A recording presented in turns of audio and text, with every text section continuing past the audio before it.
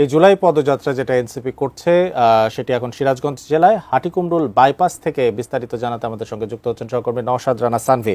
সানভি, কি অবস্থা দেখছেন? কিছুক্ষণ আগে আমরা যেটা দেখছিলাম যে সিরাজগঞ্জ জেলায় ঢুকছেন নেতাকর্মীরা, প্রস্তুতি নিয়ে অপেক্ষা করছিলেন নেতৃবৃন্দের জন্য। এখন কি অবস্থা সেটা একটু বিস্তারিত জানাবেন সানভি। নাহিদ সার্জিস হাসনাতে এসেছে, কেবলই হোটেলে খাবার শেষ করে সিরাজগঞ্জ শহরের দিকে রওনা দিয়েছে। সিরাজগঞ্জ শহরে পদযাত্রা এছাড়াও কিন্তু সিরাজ আলোচনাও করবে। এছাড়াও কিন্তু তাদের দল সম্পর্কে কিন্তু বিভিন্ন মেসেজ দিয়ে যাচ্ছে। এছাড়াও কিন্তু ও শাপলা প্রতীকে তারা নির্বাচন করবে, এ ধরনের তথ্যও কিন্তু তারা দিচ্ছে।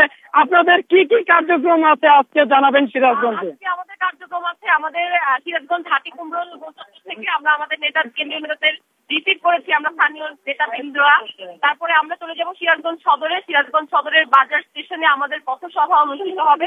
সেখান থেকে পথসভা করে আমাদের যে পদযাত্রা আমরা শাহজাদপুর হয়ে পাবনা জেলায় আজকে আর একটি পথসভা আছে,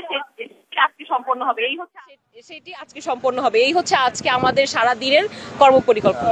শুনছিলেন সিরাজগঞ্জের কর্মসূচি পদযাত্রা এবং আলোচনা সভা শেষ করে কিন্তু পাবনার দিকে কেন্দ্রীয় শতাধিক কেন্দ্রীয় নেতৃবৃন্দ যাবে। এখানে কিন্তু প্রায় 1000 মানুষের আয়োজন করা হয়েছে সিরাজগঞ্জে।